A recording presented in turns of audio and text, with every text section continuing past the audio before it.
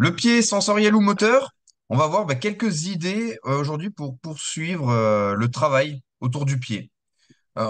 Romain, est-ce que tu voulais partager peut-être une idée autour du pied, de la bioméca du pied?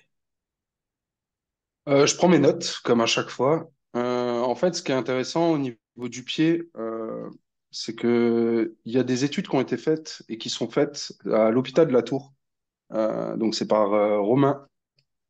Donc, je sais pas si vous connaissez. Je pense que c'est intéressant à aller chercher Romain Tourillon. Il a En fait pas Suisse, mal à l'hôpital de d'études. la Tour. Ouais, c'est ça, à Genève. Et Mhm. en fait, il a écrit même des articles, donc des articles scientifiques, mais aussi des articles dits de vulgarisation qui explicitent un peu son processus de réflexion et de recherche. Il y en a un qui est pas mal sur Sportsmith, en l'occurrence. Et en fait, il y a des études préliminaires qui ont été faites par lui avec une population de 40 athlètes où il met en avant, par exemple, que pendant les appuis 7 à 10 mètres lors d'une accélération, la force du pied compte pour 33% de la variation de l'impulsion nette verticale. La force du pied compte pour 45% de la production totale de force dérivée de la force du pied et de la RFD, 0,250 millisecondes. Pendant la phase de faible accélération, donc quand on parle de vitesse maximale, la force du pied, elle compte pour 50% de la variation du temps de contact, de 33% par rapport à l'impulsion horizontale, et la force du pied compte pour 45% de la production de force totale. Et pendant un changement de direction à 90 degrés, la force du pied compte pour 25 à 30% de la variation de production de force verticale, 25 à 30% de la variation de production de force médio-latérale et 25 à 30% de la variation de la production de force horizontale. Donc, quand on a ces chiffres en tête, en fait, il y a un truc très simple, c'est que on a une approche qui est très légère, si on peut dire, dans la prescription des exercices. On retrouve beaucoup d'exercices de yoga du pied. Donc, on voit, on lève les orteils, des choses comme ça, mais au final, quand on regarde des exercices de renforcement pur, si on peut dire, c'est juste pour faire une schématique de renforcement pur, où normalement on devrait aller cibler, être capable de cibler l'avant-pied, le médio-pied, le premier rayon ou encore le renfort couple-cheville et faire ces quatre éléments dans toutes les séances. C'est ce qui est mis en avant par Romain Tourillon. Bah, en fait, on retrouve peu de situations où on vient vraiment charger le complexe au sens large du pied. Et en fait, on a une approche qui est très conservatrice ou plutôt très légère au niveau de la prescription des exos et de la mise en charge.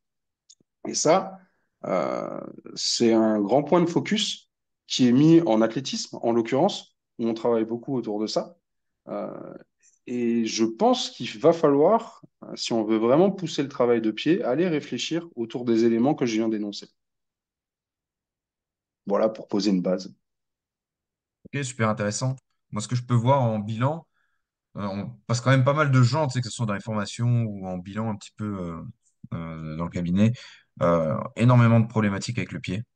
Vraiment très très Mhm. gros problématique, surtout quand on sait tout ce qui découle du pied, que ce soit en termes d'articulation, de muscles, de terminaisons nerveuses, etc. Ce qu'on remarque, c'est que souvent les gens, ils ont même pas de sensorialité développée au niveau du pied. Tu vois, je prends par Mhm. exemple je vais prendre le test de Babinski. On va faire le test de Babinski là sur le bord externe du pied. Et bon, il y a des gens, ils vont réagir. Tu sais, ils vont ouvrir le pied. Bon, là, il y a peut-être une hypersensorialité, mais il y en a beaucoup qui sont hyposensoriels. Donc, en fait, il y a aucune chose qui se passe. Tu vois, les gens, ils le sentent même pas quand tu places Mhm. la pointe, le stylo sur le bout du pied. Et je trouve ça quand même très problématique quand on sait que l'être humain, il se développe d'abord à partir du sensoriel pour après développer le sensorimoteur, le moteur, etc. Tu vois. Donc, c'est assez compliqué. Autre chose, Mhm. c'est c'est compliqué après de demander à la mécanique à un pied si déjà il n'a pas de sensoriel, sachant qu'il y a quand même 70 000 terminaisons nerveuses, c'est qui part du pied. Donc c'est quand même assez problématique. Et il y a une chose aussi qui, je trouvais importante dans le travail qu'on va faire avec le pied. On a souvent tendance à dire, bah, moi je fais du travail sensoriel parce que tu sais, je vais venir stimuler, soit en faisant des typiques, soit en venant prendre tu sais, les petites balles à picot. Et Ouais. donc, tu sais, la neurospike. Et donc, voilà, il y a des gens, ils vont venir stimuler comme ça. Moi, ce qui me pose problème, et vraiment là où, quand j'ai vraiment des problèmes avec les gens là-dessus, j'essaie vraiment de leur induire qu'il va falloir travailler comme ça.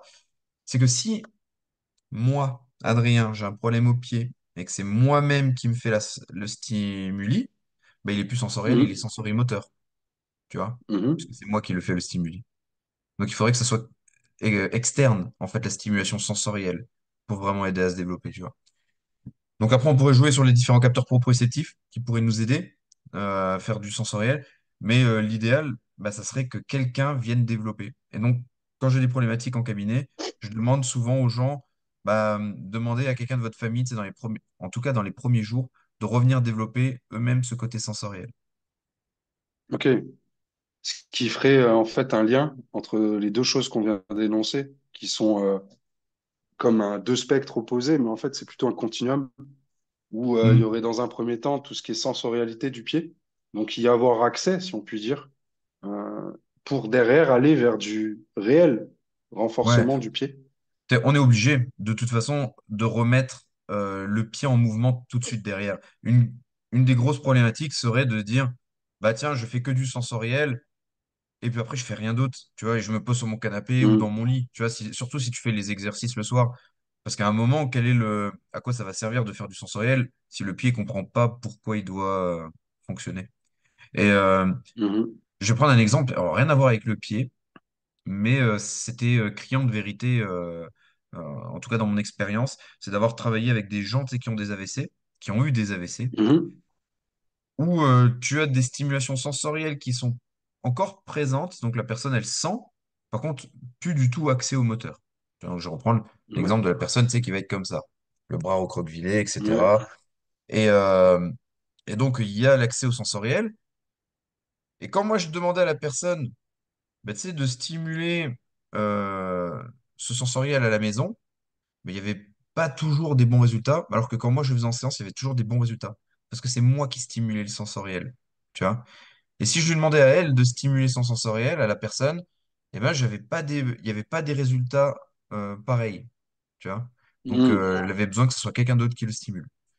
Et donc, Et tu donc vois, du coup c'est son mari qui lui a fait ou ouais, ouais, exactement. De toute façon, ok, j'ai beaucoup, avec les gens qui ont des AVC, je demande beaucoup à la famille d'interagir. Parce qu'il va falloir ok, qu'ils viennent les aider. Et donc, tu vois, par exemple, c'est un autre réflexe archaïque, hein. Par exemple, je travaille sur le traction des mains. Traction des mains, mhm, la zone sensorielle est ici, la suite, tu sais, du pouce, au niveau du ouais, ouais, poignet. Et donc, je creux de demandais à la la personne de... tabatière, Hein? creux de la tabatière, il me semble, juste en dessous. Ok, bah voilà, j'aurais appris quelque chose aujourd'hui. Et, euh, et donc, je demandais à son mari de venir stimuler, tu vois, de venir Mhm, stimuler. Que ce soit des fois avec une brosse à dents électrique ou un Arc Z Vibe, tu vois, comme nous on a, avec du froid, parce que la personne répondait bien au froid. Et puis après, de faire l'exercice, tu vois, avec une ouais, de stimulation traction. sensorielle, de la mécanique. Et après, à la fin, on finissait avec le mécanique vraiment pur, c'est, bah moi, je veux utiliser mon bras parce que j'en ai besoin pour aller chercher quelque chose. Donc, au lieu de faire quelque chose de juste se dire, bah tiens, je veux que tu fasses ça avec ton bras, bah moi, je voudrais que tu fasses ça, mais ton objectif, c'est d'aller au moins toucher quelque chose, une tasse, tu vois, parce que tu as Mhm. envie d'aller prendre la tasse. Donc voilà, de remettre le, le mouvement dans un objectif défini. Ok, c'est intéressant. Et ouais, ça donne du coup ce grand. Là, tu as pris l'exemple d'un AVC, mais quelque part, quelqu'un qui a des problématiques sensorielles au niveau du pied, on peut retrouver exactement le même processus de travail où on va dans un premier temps travailler sur le sensoriel qui va mettre en branle la boucle sensorimotrice, qui va venir la recalibrer.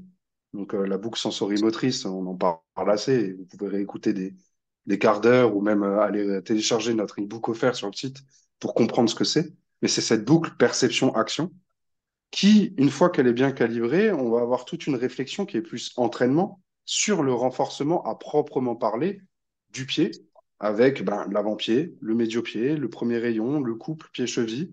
Et avant, on parlait ben, avant-pied et performance, mais on a mis en avant que le renfort du pied, il a un impact plus important sur les mouvements explosifs orientés horizontalement que ceux orientés verticalement. Mais ce qui veut Mm. dire que cette idée de travail de pied, il est très important pour que ce soit des marathoniens, des coureurs loisirs ou quel que ce soit, comme des sprinteurs ou des sauteurs en longueur ou bah, des lanceurs de javelot où au final, c'est une propulsion horizontale. Donc il y a tout un continuum mais même pour des footballeurs, en fait, etc. Mais en gros, c'est un continuum qui part du sensoriel pour recalibrer la boucle sensorimotrice qui amène vers une réflexion systémique et mis en place de manière systémique sur un réel renforcement du pied et pas juste du yoga des orteils. Même si ce yoga des orteils, comme on l'appelle, a toute sa place pour recalibrer la boucle sensorimotrice.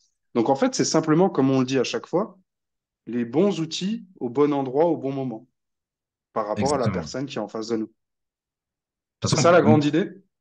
moi, tu vois, dans tous les testings que je fais, donc je viens essayer de recréer quelque chose au niveau du pied, parce que je vois que le pied est problématique hein, chez quasiment tout le monde. Il y Mm. a un manque d'absorption, il y a un manque de propulsion au niveau du pied. On a une voûte plantaire qui est rarement trop forte, tu vois, elle est souvent trop Ouais. faible. Et je vais essayer de stimuler avec différents propriocepteurs. Donc je teste différentes choses au niveau du pied. Et on voit que les gens réagissent complètement différemment. Donc Mhm. c'est intéressant même de redonner du tonus sur toute d'abord la chaîne antéro-postérieure, même des fois avant même de travailler le pied. Tu vois. Mhm. Donc voilà, des Bah, corrélations de que toute moi je façon, tisse. ouais, bah, quand on regarde l'ontogénèse et les stratégies motrices et même les réflexes archaïques, on sait que le plan sagittal, il est en premier en fait. Donc tout ce qui est Ouais. avant-arrière, et c'est à réguler en premier avant même le transverse ou le frontal. Et il y a des Ouais. réflexes archaïques qui sont en lien avec ce plan de mouvement en particulier, et ça fait totalement le sens de le placer en premier. Complètement. Je vais donner un dernier exemple. Tu prends le réflexe tonique labyrinthique. Si de toute façon il n'est pas intégré, on va avoir un problème sur la gravité et la stabilité. Donc la pose du pied et vice-versa. Hein. Mhm. Donc des fois, bah, j'ai des meilleurs résultats sur l'activation du pied après avoir travaillé le RTL. Donc ce Ouais, ce qui est réflexe logique aussi. vestibulaire. Donc voilà. Mhm. Yes. Mais ce qui est logique aussi, parce que ça met en place tout ce qui est chaîne d'extension. Ouais, complètement. Complètement. Ouais, il y On a des recrée du liens qui se tonus, font. on crée de la tonicité en fait, et Mm. sur toute une chaîne. Il faut pas Ouais, oublier que c'est une chaîne qui fonctionne et pas un muscle séparé d'un autre muscle. ouais, c'est ça. Euh, En fait, il y a quatre structures qui interagissent ensemble tout le temps et qui travaillent ensemble pour faciliter une bonne posture qu'on appelle alignée et pour aider à coordonner le tonus des fléchisseurs et des extenseurs au travers de toutes les articulations. Et ces quatre structures, elles se situent pour trois d'entre elles dans le tronc cérébral et la dernière, c'est le cerveau. Et ce qui est intéressant, c'est d'être capable d'aller cibler ces différentes structures qui vont avoir un impact parce qu'elles communiquent entre elles, elles travaillent ensemble pour gérer le tonus des fléchisseurs et des extenseurs au sens large. Hmm. Et voilà, c'est ça qui est intéressant parce que si vous avez fait un peu de réflexe archaïque, dans toutes les introductions de toutes les formations en réflexe archaïque, on te le dit, bah, les réflexes archaïques sont présents dans le tronc cérébral. Et c'est pour ça également que ça fait sens de mettre en lien tout ce qui est posturologie et réflexe archaïque, mais également tout ce qui est neurologie fonctionnelle et réflexe archaïque et neurologie fonctionnelle et posturologie. Parce qu'au final, on s'intéresse aux mêmes structures d'un point de vue cérébral. Ouais, 100%. C'est juste des appellations qui ont été différentes. Et je dirais même que tout ça, c'est centralisé par la boucle sensorimotrice. Et à partir du moment où tu as Ouais, compris ça, bah, tu as compris comment on peut fonctionner avec quelqu'un. Et que l'observation fait partie de la boucle sensorimotrice, mais, euh, mais qu'il va falloir agir sur tout ce qui est input sensoriel pour médier tout ça. bah, ce qui est intéressant, c'est que la boucle sensorimotrice, la boucle perception-action, à la base de base, elle vient des théories autour de l'apprentissage moteur. Donc c'est très proche de ce qui est fait par les entraîneurs, les coachs sportifs, les prépas physiques, les kinés. C'est vraiment l'apprentissage moteur, comment on apprend à bouger, entre guillemets, et comment on apprend à réaliser un geste sportif ou X ou Y. Et derrière, une fois que tu comprends comment fonctionne cette boucle sensorimotrice, boucle perception-action, ben derrière, tu as des outils qui te permettent de médier cette boucle sensorimotrice. Et dans les outils qui te permettent de médier cette boucle sensorimotrice, tu as l'entraînement à proprement parler, mais l'entraînement qui te permet au mieux de médier la boucle sensorimotrice, c'est plutôt du côté écologie de l'apprentissage. Donc, c'est une branche de Hmm. l'apprentissage bien précise. Et c'est également tout ce qui va concerner la neurologie fonctionnelle, c'est ce qui va concerner la posturologie, c'est ce qui va concerner les réflexes archaïques. Donc au final, ce ne sont que des outils qui nous permettent d'améliorer la partie optimisation du mouvement, optimisation de l'apprentissage moteur, si on peut dire. Et c'est bien ça l'objectif des RNP quelque part. C'est améliorer la boucle perception-action, améliorer l'apprentissage moteur, si on peut dire, quand on est avec des sportifs, au travers de différents outils qui vont venir se greffer dans le puzzle de manière à améliorer la qualité de cette boucle. C'est pas plus compliqué que ça.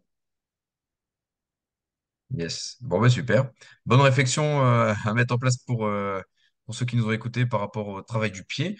Et on fera sûrement d'autres quarts d'heure neuro pour parler justement de ce travail du pied.